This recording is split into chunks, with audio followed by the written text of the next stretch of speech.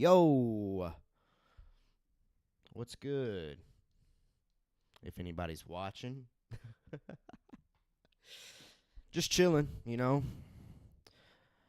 My I'm kind of doing dad mode today, and my son's taking his nap, and I just kind of wanted to see if anybody would swing in here and hang out with me. I'm about to probably just throw on Disney Plus and watch something and talk to whoever shows up. Star Wars Theorist says, hello there, Star Wars Theorist. Thanks for stopping by. I appreciate you throwing a chat in there. Truthfully, I just kind of had an itch to go live and have a lot of fun. So, speaking of Star Wars, what's been going on in the Star Wars world lately? I don't know. Star Wars has been kind of dead, and I miss it.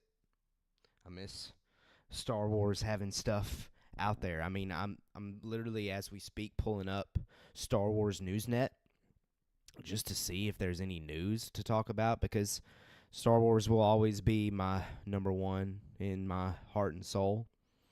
But I miss Andor, man. I wish Andor was still out. Would Andor still be releasing if they had done a weekly schedule? I wonder if they did a week to week instead of 3 episodes, if we would still be watching that thing. I have a feeling we would be. That's crazy to think about. I almost wonder if they should have done that week to week. But I also liked the blocks, because the blocks was like a thematic little storytelling. 1 year, jump up, makes sense. Yeah, so other than Andor, what's going on? What's going on with Star Wars? I need something. I think I saw today that the Outlaw game that I still haven't played is going to be releasing on Nintendo Switch 2 soon, so that's exciting. Star Wars Theorist, well, 2025 is basically done for Star Wars, so nothing much. Yeah, and 100% I know nothing's releasing that I know of, unless they surprise us with a animated something along the way. But usually back in the glory days, there was always at least theories or conversations just running amok. But granted, I mean, the sequel trilogy was going on back then. So we had tons to theorize about and to speculate. I mean, after The Force Awakens came out, you could spend an entire year talking about Snoke theories. But I guess I just kind of miss that. I miss those kind of things. But I guess we got Mando and Grogu. But yeah, next year, 2026, for Star Wars is going to be insane. We got Mando and Grogu. I think that one's going to be coming first, I'm assuming. And then maybe the Maul, Shadow Lord, and then Ahsoka Season 2. But I don't think that they've mentioned, let's look up Maul, Shadow Lord, when that comes out specifically. I mean, all it says is first episode date is 2026. I think it would make sense to kind of put it in between the Mando and Grogu movie, which comes out in May, and then maybe Ahsoka will come out in the winter months. Man, yeah, next year's going to be exciting. Next year's going to be really exciting in the Star Wars realm. Star Wars Starfighter. Theorists mentions that. Yeah, that one's, is that 2027 is my guess. I'm excited for that. Them pumping Ryan Gosling out there at Celebration, because the news was going on or going on behind the scenes that he'd be making an appearance in Star Wars at some point, and a lot of people were theorizing, okay, it's going to be Sean Levy's movie, and then boom, 2 days later, Lucasfilm is like, all right, we're not playing the rumor game. Here he is. Theorist says Taika Waititi's movie is back. Whoa. I missed that. So where can I find that news piece to talk about that? Because I completely have not seen that news at all, personally. I have not seen that the Taika movie is back on, because speculation has been that it's just not happening. Because originally there was just like so many announcements that Lucasfilm made, and then they just can't keep up with all of those announcements. It's crazy. But yeah, I mean, I'm interested. Maybe I need to find an article or something regarding that Taika movie, and then we can really dive into it. But that's exciting. I will say, I was not a massive fan of Love and Thunder. That really derailed my Taika excitement level train, if you will. But hey, he's a great filmmaker, so I would love to see it. I would love to see him swing at a Star Wars movie. All right, let me look this up. Let's see what the latest on this Taika movie is. Come on, let's go to news, maybe. 2 days ago. Let me find... okay, from Screen Rant. Well, that was from April 18th. And then Collider 2 weeks ago drops a headline that says, Taika Waititi's new movie feels like the final nail in the coffin for his Star Wars dream. What? That sounds aggressive. Okay, so let's go. At least the most recent one. Exclusive. The working titles for Sean Levy's Starfighter and Taika Waititi's Star Wars film. This is from Nexus Point News. Let's see if I can pull this up so y'all can see it as well.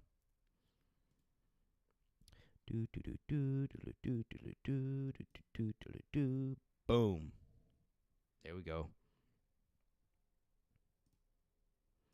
Let me put it over here.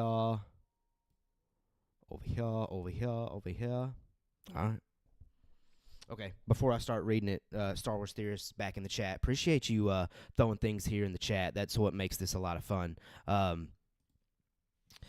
think I saw a news thing that said Maul Shadow Lord would be early 2026, like February. Then May would be the Mando movie, and then Ahsoka to the end of the year. Okay, see, and I like that. I like that push out as well. I can't lie.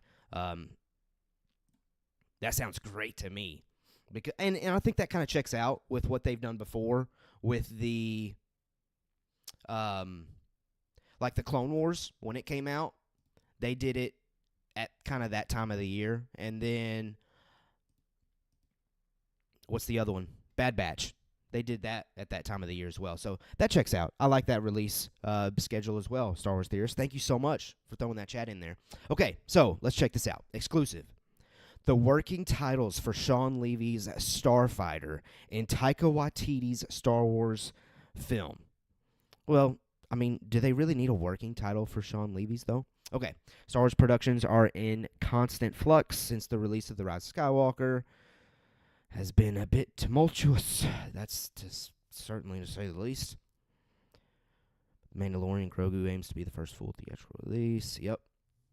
The production train isn't halting there. Director Sean Levy's Star Wars film was given a title earlier this year, Star Wars Starfighter. Nexus Point News has learned that Kyber Mist is the working title. Okay. And Blue Mist Productions is the production name. So Mist is a repetitive piece to this puzzle. Interesting. Nexus has also learned the working title for another Star Wars project, Cosmic Doom. Cosmic Doom is the working title for Taika. Get your tacos here. It's the working title for Taika Waititi's long-awaited Star Wars film. And Ghost Truck 6 is the production name. Okay.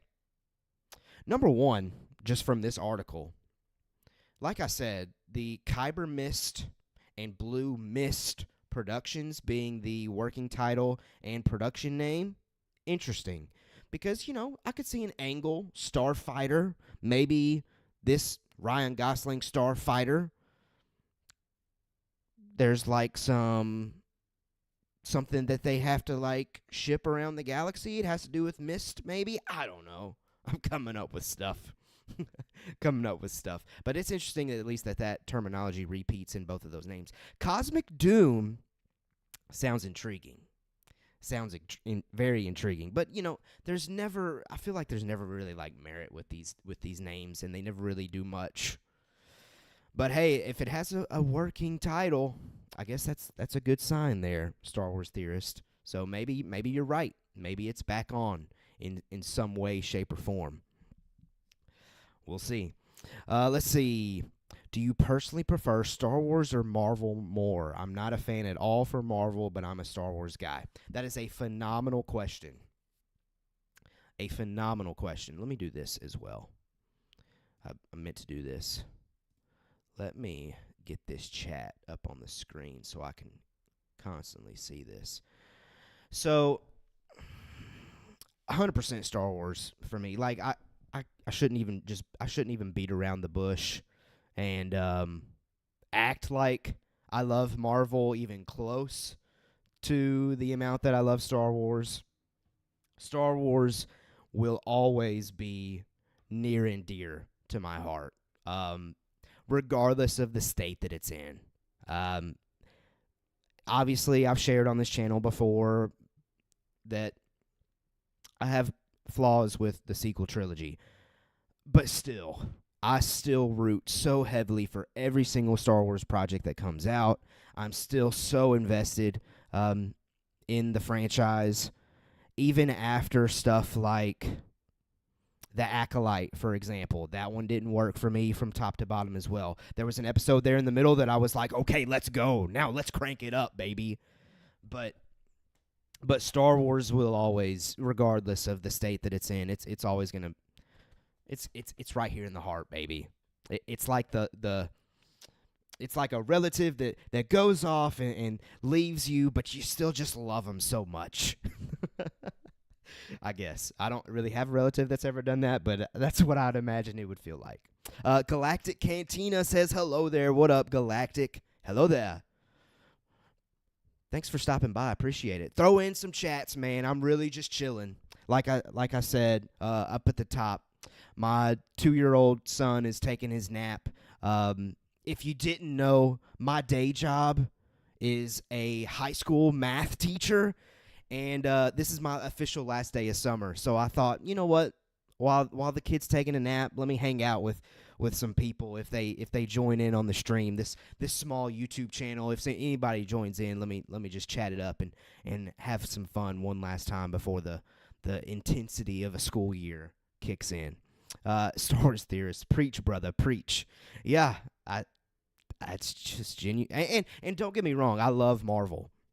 And my love for Marvel has increased significantly over the years, because when Marvel was kind of first initially cranking out, I was still like, no, I want Star Wars to be the one. I want Star Wars to be the number one franchise. Everybody else, get away. Like, I was a hater of Avatar back then, too. Like, anything that was not Star Wars, I was just giving it the side eye, like, whatever. But I've kind of grown up from there.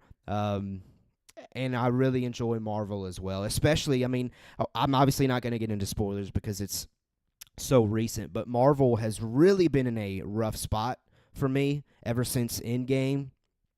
And Fantastic Four, though, I don't want to be cliche and say we're back, baby, but I see the potential for that statement to be made. I'm certainly excited for what Marvel could potentially begin to do yet again now that we've seen Fantastic Four. Galactic Cantina.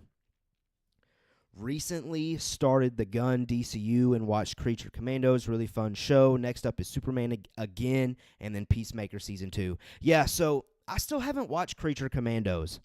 I think I started to watch the first episode of it. And I think I was sick at the time when I was trying to watch it. Like, I was having to stay at home during the day, during the school day.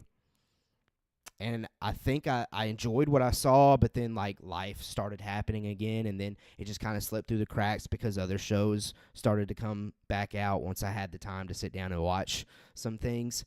But what do you think, Galactic? Is Creature Commandos worth the watch? Like, do I have to see it to understand James Gunn's DCU and where he's got that headed, let me know, because if you feel like it's something I need to dig into, then I certainly will dig back into it. Superman, you're going to go see it again? I mean, I don't blame you. I still have not had a chance to go and see it a second time. I've been dying to, but just time hasn't really allowed me to do so, because the one time that I was able to go back to the theater again, it was to see Fantastic Four. So, and then Peacemaker Season 2. I would love to know your thoughts on Peacemaker Season 1. I watched that one. Me and my wife both really enjoyed Peacemaker Season 1. Star Wars Theorist. And actually, I'm a big Acolyte fan, so preach less. That's hilarious. Hey, and I'm somebody that loves and respects all Star Wars takes. If you're somebody that loved Acolyte, I'm really happy for you, truthfully. I wish I did. But things just here and there I struggled with. The concept of, like, I'm blanking on names now. You know, the purple whip lightsaber. What was her name again? Master Venestra? Is it something like that? Come on, let me know. But her, like, being kind of secretive. Yeah, Venestra Rowe. There we go. Thank y'all. I appreciate it. Her being, like, kind of secretive and iffy, and Master Soul, like, I don't know. It just kind of gave me an icky feeling for some reason. And maybe that I'm not good at explaining it right now, because honestly, I watched the show. I gave the show a chance. Heck, we did podcast episodes on every single one of those episodes that dropped for the Acolyte, and in each of those podcast episodes, I really tried to be positive. But by the end of the season, it just felt weird to me, and just felt like it never really reached its full potential. Because when they first announced the Acolyte, they were like, oh, this is the show about the Sith, or we're going to really get dark and gritty and rich storytelling. It just never really got there for me. But hey, again, like I said, Star Wars Theorist, I'm so happy, really happy that you enjoyed the Acolyte. Also confused with the Yoda appearance there at the end and the Darth Plagueis. Like, pumped. I'm pumped that both of them showed up, but I just never really felt like it got to the moment where it earned those two appearances. And then now, of course, we're left hanging. Like, we're never going to see the continuation of that story, at least on screen. Maybe they'll do it. Maybe they'll do it in a book or a comic. But, yeah. And there's some positives in the Acolyte. Certainly. Kenobi's Corner. Hello there. Kenobi's Corner. You missed me. So, massive Star Wars fan, and I just struggled to figure out or to remember Venestra Rowe's name from the Acolyte. Hopefully Kenobi's Corner, somebody that loved the Acolyte as well. But your boy just wasn't one of them. I'm sorry. I'm really sorry, guys. Anyway, so, okay, Galactic, you mentioned something about Creature Commandos, and I wanted to go back to that. It has the feeling of Invincible with the gore. Ooh. That's exciting. Invincible, I think I've seen the first 2 seasons. Right? Is there 2 seasons or 3 seasons of Invincible now? I've seen at least one. I've seen at least one season, and I really enjoyed it. Really enjoyed it. I don't think you have to see it. It's just more lore for Waller and Flag Sr. Okay, and that's in regards to Creature Commandos. I'll probably get around to it at some point. Just not really high on my list. I actually watched Peacemaker for the first time after I watched Superman, and it was fun. Okay, interesting that Superman took you back to see Season 1, and it'll be interesting in Season 2 what they say is canon or not, because I saw James Gunn recently say that if they show something in the previously on, or if they mention something in dialogue, then it makes it canon from Season 1. But if we don't see it again or hear about it again, it's not canon. So I'm going to be very interested to see how they handle all of that stuff. Back to, and Galactic Cantina says Gun is cooking. Kenobi's Corner says, yes, I was a defender of The Acolyte. It was a pretty good show. Okay, and fair. I'm very happy that you feel that way. Very happy that you feel that way. And yeah, like I said, what episode number was it where they had the big fight? The big fight in the forest. Was that like episode 4 or 5? That episode had me pumped for that show. And I was very much on board with that show at that point because I thought, okay, they're turning the corner. We're really going to get into it. Yeah. So y'all are saying episode 5 and Galactic Cantina saying when the Jedi died. Yeah. When Daphne Keene got the 3 choo, and the stranger fully revealed himself. Okay, and that takes me back to something else. I don't know if that reveal really worked for me in hindsight because it was just kind of a little on the nose because I felt like it was super predictable. But again, we were kind of posed as this show being a mystery kind of thing. And I remember reading an article saying that like it was Star Wars' version of the Batman. I feel like if they hadn't promoted it that way, then I wouldn't have been disappointed by that reveal. But it was just so, okay, yeah, that's fairly obvious or something like that. But anyway, episode 5, yeah, I still love that episode. I don't care if I wasn't a massive fan of The Acolyte overall. I don't care about the ending. I don't care about what came before it. I will still rewatch episode 5 of The Acolyte. So, hey, you can call me a hater of The Acolyte all you want to, but I still love that episode. So we're at least sharing the opinions on that one, hopefully, at least. Kenobi's Corner, I wish I had my channel when The Acolyte was out. I would have made a lot of videos about it. Yeah, I made a lot of videos about it on this channel. And, again, I'm somebody that makes the positives, like, be portrayed more than my negatives. I feel like every single video we did on The Acolyte, I talked more and more and more about the positives I felt about it than the negatives. But, man, was it a rough time in the comment section back then. Kenobi's Corner, every video I made about The Acolyte, somebody would say something to me about how I didn't know Star Wars or something along those lines. But I guess that's just something that you have to deal with in this space. But, yeah, it was a good time. It was a good time. And kind of like The Acolyte was around the time when I was trying to, like, make a push on, like, TikTok and all of those other different platforms, too. Like, all the videos that I would post here on YouTube, I would try to push out on all those other platforms as well. So, yeah, I was just kind of getting it from all angles.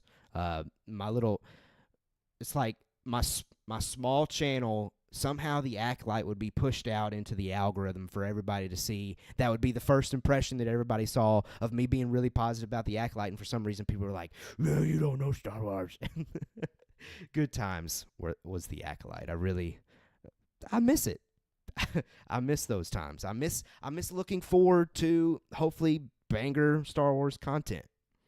And that's, again, why I wish they had maybe potentially just done Andor week to week so we could still be watching it. But anyway, thank you so much, everybody, coming in, hanging out with me. Again, my 2-year-old's asleep, just chilling. Got the day off, last day of summer for me, because your boy is a high school math teacher.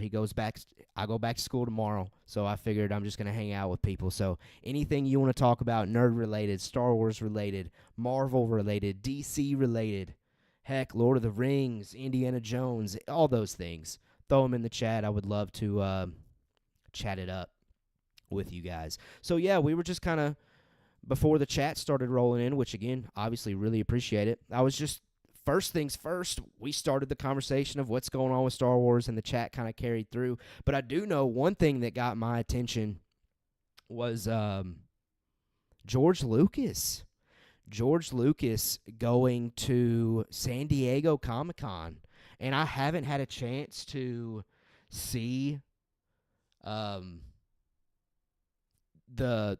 panel that he was a part of. I would love to watch it if I was able to see it somewhere. Maybe it's on YouTube. I just haven't really gone out there to look yet. But I saw that he like broke a Sunday record of attendance for a panel. Like, come on now. GL the GOAT, baby.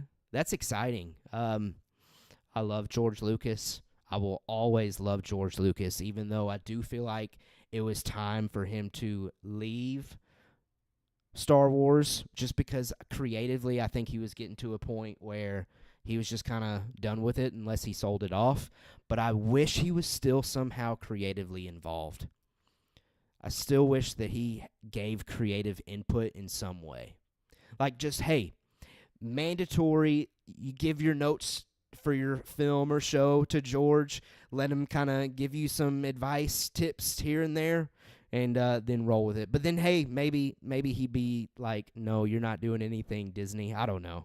Just something to give George some love. But that was certainly something in the Star Wars realm that stood out to me recently, was George Lucas going to San Diego Comic-Con. Galactic Cantina. I have some doubts for Mando and Grogu movie. Have a feeling it's going to be like a stretched, random Mando episode. Happy to have a movie in theaters, though. Okay. There's some thoughts there. So, first and foremost, I am massively biased for The Mandalorian. For those of you that don't know, Caleb's Cantina was originally Mando Talk. It was a podcast that covered the Mandalorian episodes. That show and those characters will always, always, always have a special place in my heart. And so I'm going into this thing being as naive as possible, expecting this to be one of the greatest Star Wars movies of all time. But Season 3 did not click on all cylinders like the first two seasons. If this movie was coming after Season 2, I don't know if those doubts would be there for you, Galactic, for anybody out there. I think everybody would be riding high and thinking, okay, Mando and Grogu movie, let's go. This is going to be epic. But things just haven't, because the first two seasons of Mando across the board were beloved. But then when the Book of Boba Fett hit and then Season 3 hit, it's just like that momentum for those characters just suddenly kind of got a little derailed. And that's unfortunate, but for me, not derailed, baby. I mean, heck, Grogu's still back there hanging out. I have a Mando cutout over there. I will always, always love those. Certainly excited for it. But back to your concerns. Have a feeling it's going to be like a stretched random Mando episode. I think that concern is valid, but I'm also excited about the simplicity that it seems like the Mando and Grogu movie is going for. Because it seems like it's going to be a very grounded story that gets back to like the Season 1 vibes of just a focus on Mando and Grogu, your title characters for this movie. But then I feel like it also maybe has a chance there at the very end of the movie to tease up other future potential projects in this, as we've deemed it, Mandoverse. I still feel like that potential is there. So I'm not going into that Mando and Grogu movie expecting like a galactic, canonical masterpiece, if you will, if that makes sense. Like, I'm not expecting something to change the foundation of Star Wars or to set up a massive change in Star Wars. I'm just expecting a fun movie that features two characters that are massive in the pop culture zeitgeist, if that's how you say that word. I've heard people say it. It sounds really cool. But I don't expect more outside of that, other than it just being a fun movie with those two. And that way, if it's more than that, I'll be thrilled. Kenobi's Corner says, you totally have high school teacher vibes. What gives that? Is it the mustache? Is it just the way I talk? I don't know. But that's fair. It's basically like my persona. I mean, you have to be, I guess, if you're gonna do that as your job, teach math, and yeah, it kind of consumes you. Kenobi's Corner. If it's good or not will be debatable, but I have a feeling it will be the top movie ever at the box office. Ever. Ever. Kenobi's Corner. I wish. I really wish that Star Wars would be back as far as the number one box office movie of all time. I don't know if it's going to do it. I think, again, like if it was riding off of the first two seasons, maybe. But I think like word of mouth is going to have to get people in that theater to get it to that point. But I do think it's going to get to 1 billion. I'm with you there. I think it's going to get into that billion range because I do think that there's something to be said about Star Wars in the movie theater. And it's been since, 2019? Going on 6 years. It's going to be 6.5 years by the time the Mando and Grogu movie hits. So there's definitely going to be some interest for people to go and see it. Okay, Galactic Cantina. I hope it's not a classic Disney Grogu cash grab. I want them to go deep into the Mando lore and with the Mythosaur and Tar Vizsla stuff. Okay. I think you're onto something with the Mythosaur. So let me backtrack for a second. I do think that the Mando and Grogu movie has a chance and an opportunity to do Mandalorian lore lifting, but not like Star Wars galactic scale. Like, I don't think it's going to serve as like a segue from the original trilogy to the sequel trilogy. But I do like what you're saying there as far as the Mando lore being enriched during this movie. I think there's a chance for that. And if that's what you're hoping for, then I think there's definitely a solid chance there, Galactic, that we could get that. Because that's what Favreau really loves. Kenobi's Corner. I know people who aren't fans of Star Wars but watched Mandalorian during COVID and are watching it just because of Mando and Grogu. Absolutely. Absolutely. And that's why The Mandalorian is always going to be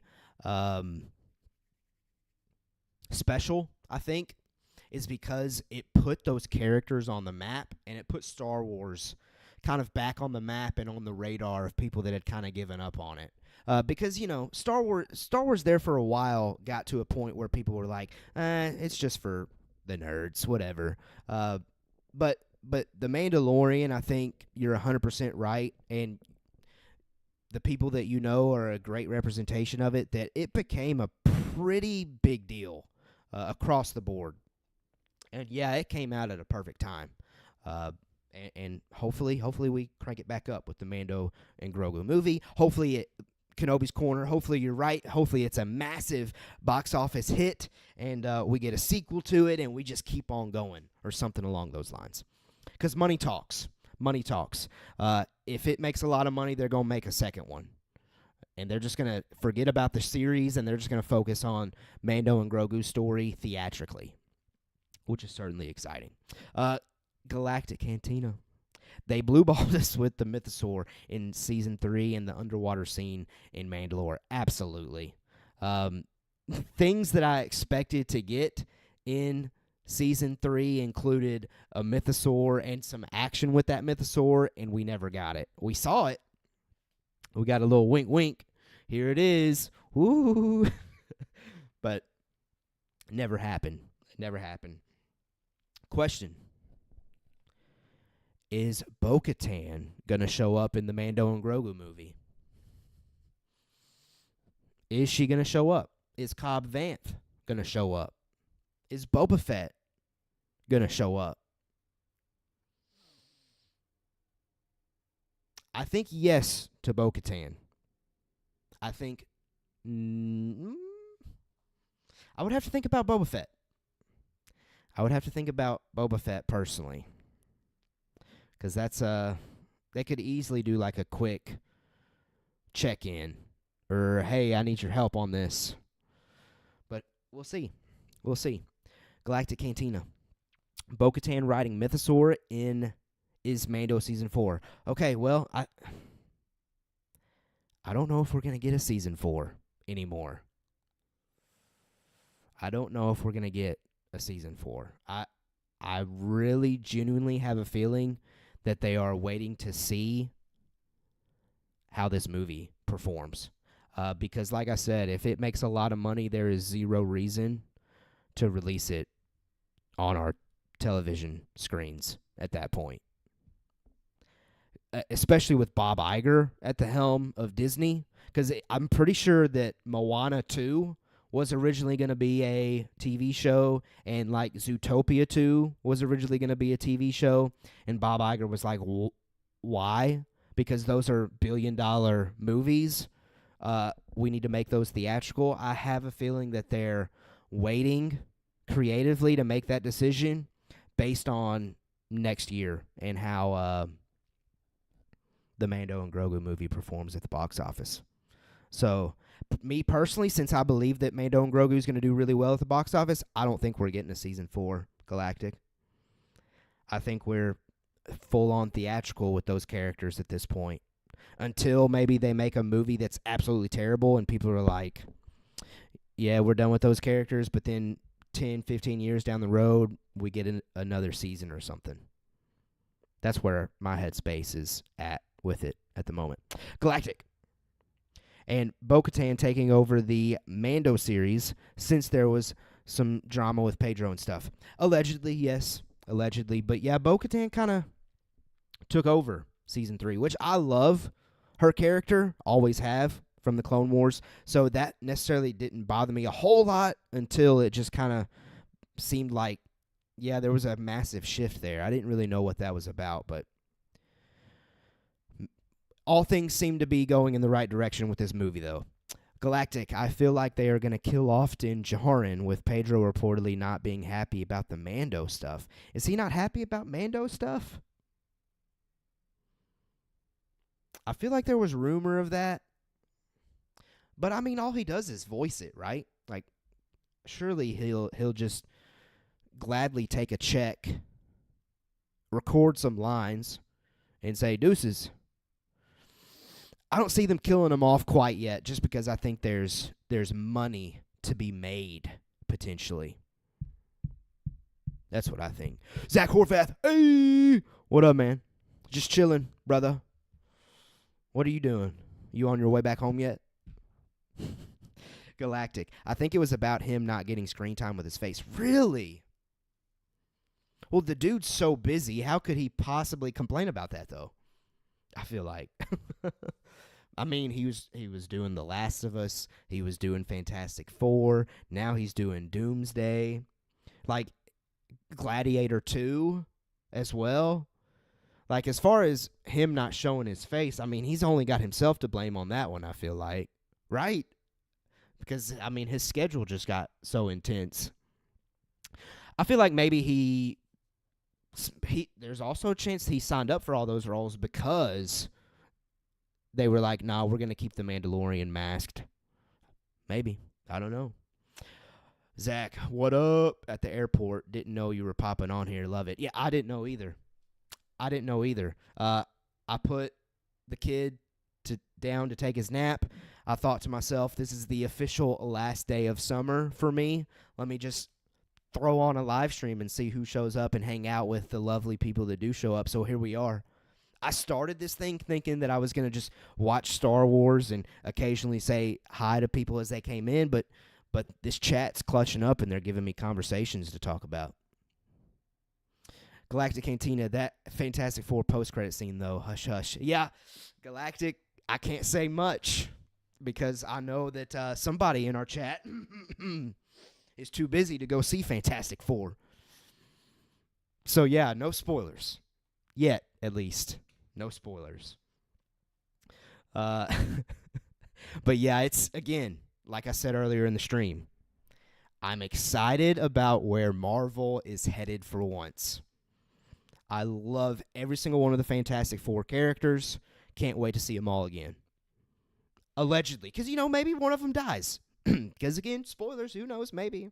Stakes are high. If you haven't seen it, there's a chance that one of them dies. I don't know. We'll see. Anthony. What up, Anthony? Says, hi, Caleb. Nice T-shirt. Yeah, this is a Old Navy pickup, for all the golfing I do. I used to golf so much, and then I became a dad. And I don't know the last time I went. Heck, look. I got a little putter right here, for all the free time that I have, this little putting pad that's down here on the floor. I used to love to golf all the time. Anyway, what's going on? I'm just hanging out. Anthony, okay, we're starting to get into some Fantastic Four chats, it seems like. So I'm going to try to scan over those and make sure I don't read off any spoilers. Here we go. That post-credit scene was the highlight of the entire Fantastic Four movie. It was the equivalent of seeing Jason Syndulla being visited by being visited by Darth Vader. Okay. I see what you did there.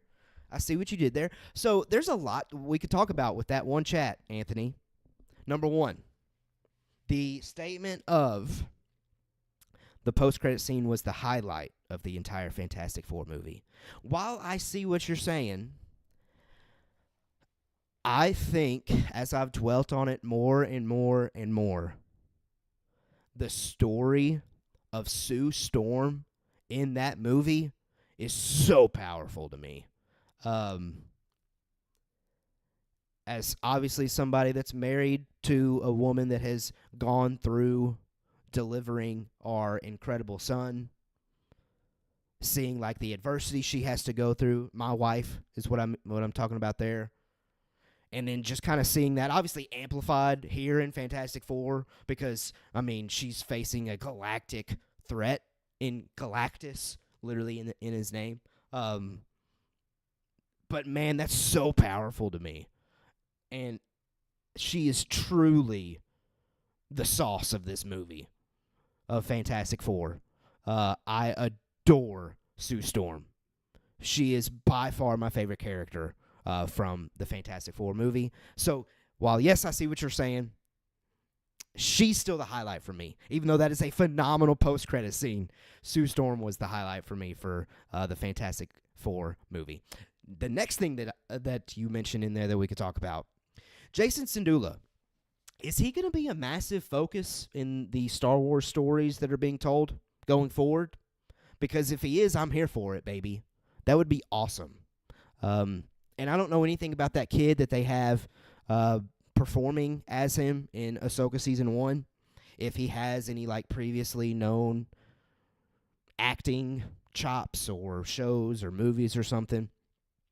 But I think Season 2 will give us a tip into that potentially. If they do stuff with Jason that we all love, I think they're probably using Season 2 as a gauger for should we do more with this character or not.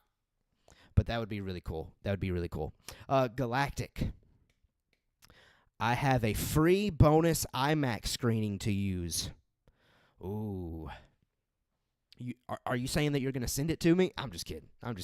I wonder if I should use it on Superman or Fantastic Four or use it for a non-IMAX movie like Jurassic World Rebirth that I haven't seen yet. Well, I'll say this. For me personally, I have never, and probably will never until my son grows up and he's old enough to convince me, I will never go out of my way to see a Jurassic movie in theaters myself until I'm proven that the movies are actually good, personally. Because these new movies, everybody's always like, oh, they're not really that good. You can skip them. That's just me personally. Now, if you are somebody that loves Jurassic content, might be worth a shot if you haven't seen it yet. As far as the IMAX Galactic, did you see Fantastic Four on IMAX already? Because I've seen some screenshots of people seeing that in IMAX, and it certainly is an enhanced viewing compared to what I saw. Okay, so you said yes. Okay, so for me, I would go see Superman again on it. I think I prefer Superman over Fantastic Four, so I would use it there, but that's just me. That's just me. Okay, let's see. Anthony, by the way, I finished the final novel in the High Republic Multimedia Initiative, Mixed Bag. It is interesting how things are tied up. In the end, Planet X does finally get a name along with the Nameless. Anthony, so much of that, I don't know what's going on there. I never got into any, I don't think I checked out any High Republic content. I have the first book. I can't remember what it was called. It's in my closet right here. I've never read it. Probably, should I? Because, again, it was like one of those things where it was gifted to me, and then everybody was like, oh, it's not really that good. Don't waste your time.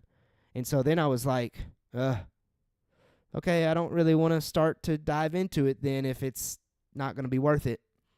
And it sounds like it's not worth it if you said it was a mixed bag. I didn't even know it had an official title. The High Republic Multimedia Initiative. That sounds fancy. That sounds really fancy. That's awesome. Okay. Planet X does finally get a name along with the Nameless. Anthony. No clue what that is, man. That's okay, though. That's okay. I guess shifting from Mando talk to Caleb's Cantina has prevented me from diving deep into Star Wars, because now I'm talking about all kinds of things. Galactic Cantina. They did a good job with the voice and sense of scale with Galactus. Yeah, the IMAX shot of him next to the Statue of Liberty that I saw on Twitter, incredible. Worth the price for an IMAX screening, it seems like. I haven't read the comics, but I think he should have been bigger when walking down at Earth. Yeah, I feel like they should have at least, because did he say that he has the ability to like grow, or maybe when we see him first in the movie, he's at his biggest size, but does he have the ability to shrink? I feel like there was dialogue that mentioned that he could do that a little bit. If that's the case, I feel like they could have had him show up on Earth full scale and then like boop, just a little bit, money. They got to save up on the budget, I guess, as far as the size of him. Anthony, Caleb, I have had a vision, for years of Jason playing slap ball with some kids, only for him to encounter Mortis God, Anakin Skywalker, dressed a la Entertainment Magazine's photos.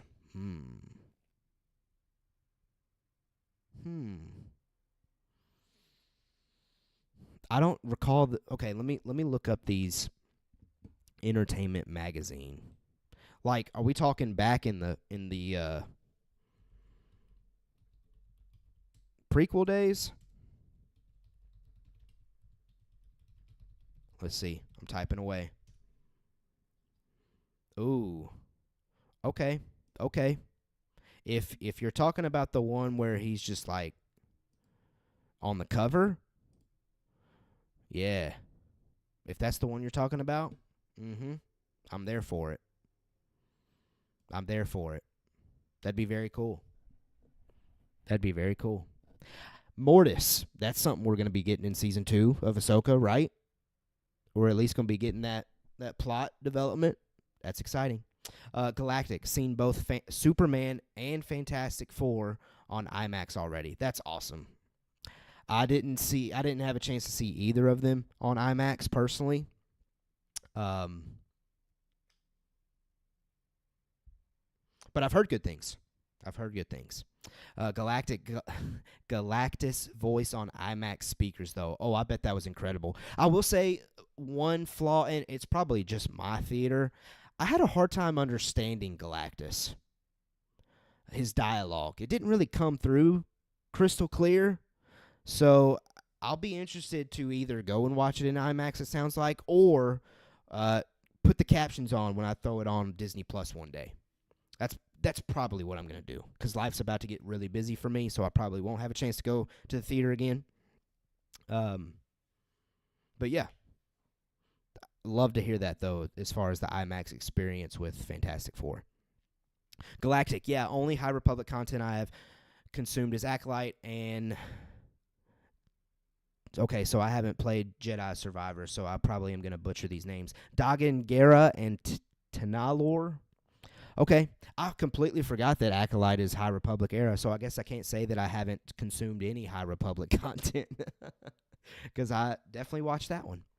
Galactic, Dominic Toretto said it before F4, it's all about family. Give that man his blue super suit. Yeah, you're right. You're right. Fantastic Four, great family movie. Fast and Furious franchise, family franchise. Who knew the parallels between Fantastic Four and Fast and Furious? Anthony, absolutely, Caleb, read the book. Light of the Jedi, that's what it's called, is A New Hope of the Initiative. The Rising Storm, its follow-up, is The Empire Strikes Back. Planet X equals a Nexus Force planet. Ooh, influencing space. That sounds intriguing. Okay, Anthony, here's what I need you to do then. Here's what I need you to do.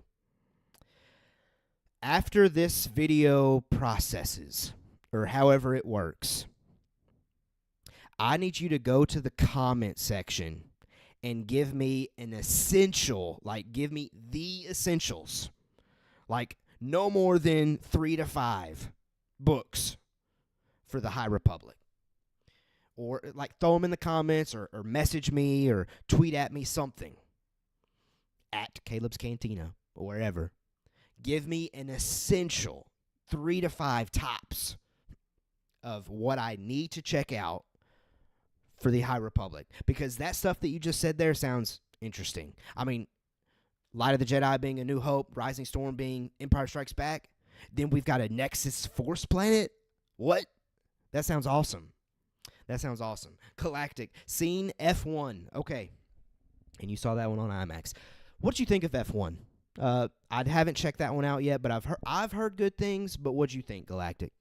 Anthony, the Nameless equals the dominant species on the planet. Ooh. Is this the same planet? That same planet that you just mentioned? Planet X? Creatures embodying both the light and the dark side. They live off of the Force. If they starve, Force users are food. What? What is going on there, Anthony? There's so much there. That sounds like an absolute great time to read all that. Yeah, I need an essential list. Hit me up with an essential list, please, somewhere. And hopefully I've at least already got one of those. So I need a max of 4 more, Anthony. A max of 4 more. Part of the mixed bag, Dagan, Gera, and Tenalor are not mentioned in the books. I can absolutely tell you which ones to read. Only 5, easy as pie. I've read about 14 books. Okay, 14. Yeah, see, I definitely could not commit to that. Yeah, 5 max, Anthony. That's the theme of this stream. Hashtag 5 max. That's crazy that you've read 14. I respected it, Anthony. I mean, I know your level of fandom though. That's special. That's special. Man, we're on like 57 minutes, folks. I didn't realize that this was going to be this fun. Truthfully, when I clicked live, I thought, okay, we're going to see, whatever. I'm just going to be sitting here quietly until I see somebody pop on. But hey, the clutch people being clutch. Big-time players make big-time plays in big-time games, baby. Galactic Cantina. As a big fan of actual F1, okay, I think it was okay. Maybe too much Hollywood, though. Like a 60-year-old ex-racer returning to the pinnacle of motorsport? Nah. Okay. So it sounds like then, as somebody that's not a massive F1 fan, nor do I feel like I have ever intentionally watched an F1 event, that I probably wouldn't be bothered by that Hollywood version of it. I feel like I would probably just be amazed by the visuals if I had to guess. But Galactic, you coming from that perspective certainly makes sense. I would not be able to come to that movie with that perspective. So, interesting. Okay, Anthony. First rule. The High Republic equals don't judge this publishing initiative by the Acolyte. Many who read the books, watch the animated series, and games were disappointed by the show. Okay. Interesting. Yeah, you would think that if the Acolyte, the number one thing in the High Republic initiative, I guess, if we're calling it that, you would at least think that they would try to be seamless, I guess, because admittedly that's the Acolyte's going to be everybody's entryway into the High Republic because most people aren't reading all those books. So that's disappointing. It's disappointing. The High Republic, I don't think we're ever going to go back to. Not in the near future, at least. Galactic Cantina. The visuals and audio design was on top, though, and the I didn't know Hans Zimmer did the music. That is certainly a game changer. Hans Zimmer. I mean, after John Williams, Hans Zimmer is the GOAT for me. That's you're talking my love language there, Galactic. I might have to go check out F1. I might have to somehow get one more theater experience in. But I've also heard good things about How to Train Your Dragon. The live action one. It was a great time to be a movie theater fan this summer. A really good summer. Anthony, the Acolyte takes place about 129 years after the books. Okay.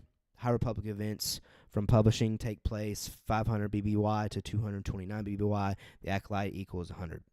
What gives? Yeah.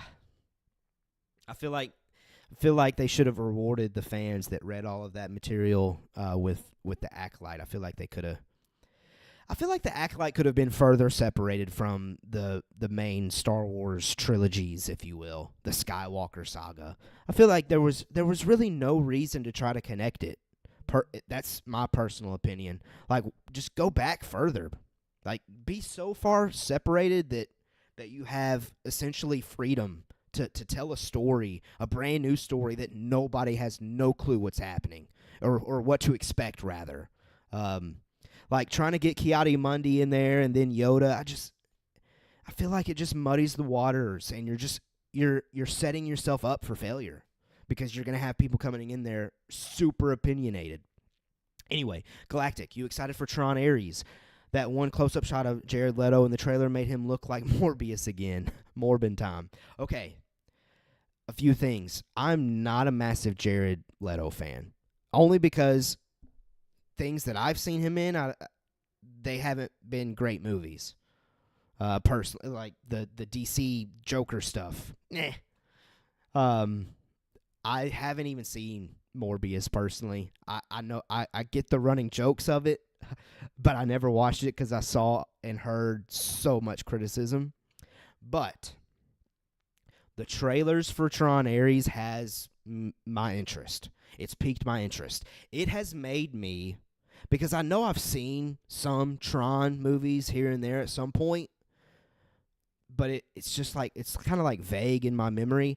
The trailers have made me want to go back and watch all of them. That way I can go and see Tron Ares in theaters. So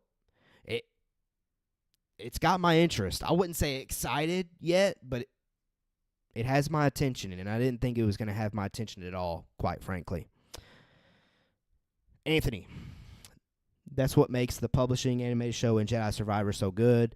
It's its own stories and histories. By the way, Yoda and Yaddle kick serious bleep in the High Republic time period. That's fair.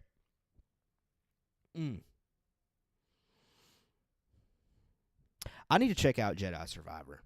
I need to somehow, my friend Zach, I need to get him to invite me over to play it or something. Or I'll get around to it. Or maybe, I'm sure there's like a playthrough video online somewhere where I can just watch the canonical events unfold. I should probably just do that as far as the Jedi Survivor game and its reveals go. Galactic Cantina. I like his music in Requiem for a Dream and when he got an Oscar for Dallas Buyers Club. Okay. And see, I have not seen Dallas Buyers Club, but I've heard great things about that one as well. Probably should check it out. That would probably sway me as far as Jared Leto goes. Anthony, yes to Tron Ares. I hope Kevin Flynn's son shows up along with Cora, plus Bruce B needs to show up either as OG Tron or Alan.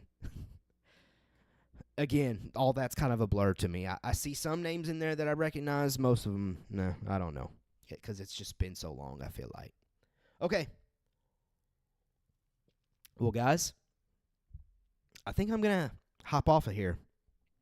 But I really appreciate it. I mean, we went an hour, and I wasn't necessarily expecting all of that. I'm watching on the monitor here. He might be waking up soon, so I expected, maybe 30 minutes tops, but we went long, or not long. We went for a good time, and this was a lot of fun. I'm really happy that I did it. I wasn't expecting any of this, but you guys clutched up because I just love talking nerd stuff with the people that subscribe to Caleb's Cantina. I appreciate everybody that showed up. Thank you so much. Anthony says, I'll put the list in the comments of this video. Good reading in the future, brother. Yeah, I would really appreciate that. I'd appreciate a good read. There's a couple books that I have right now. One of them is a basketball coaching book that I need to read because our season's going to be starting soon. I want to get that read before our season kicks off. And then I'll probably dive back into those Star Wars recommendations that you send my way, Anthony. So, yeah, definitely sound off in the comments with that. Thank you so much for checking out this video. If you made it this far and you haven't subscribed, please click that subscribe button. I would greatly appreciate it. All right, time for me to get out of here. I'll catch you on the next one. Anthony, last one. Patiently waiting to get Master of Evil. What's Master of Evil? What is Master of Evil? Is that a Star Wars book? Oh, it's a Star Wars book. And yeah, that looks cool. Whoa. That looks really cool. That one is one that I'm interested in. There was also that tie-in novel that had, that had Mon Mothma on the cover that kind of tied in a little bit to Andor. What was that one called? Because that's one that I want to check out as well. Because, I miss Andor severely. And if that book gives me any Andor vibes, I would really love that one as well. So, okay. Thank you so much. I'll catch y'all on the next one. Who knows when I'll go live again? We'll see. Peace.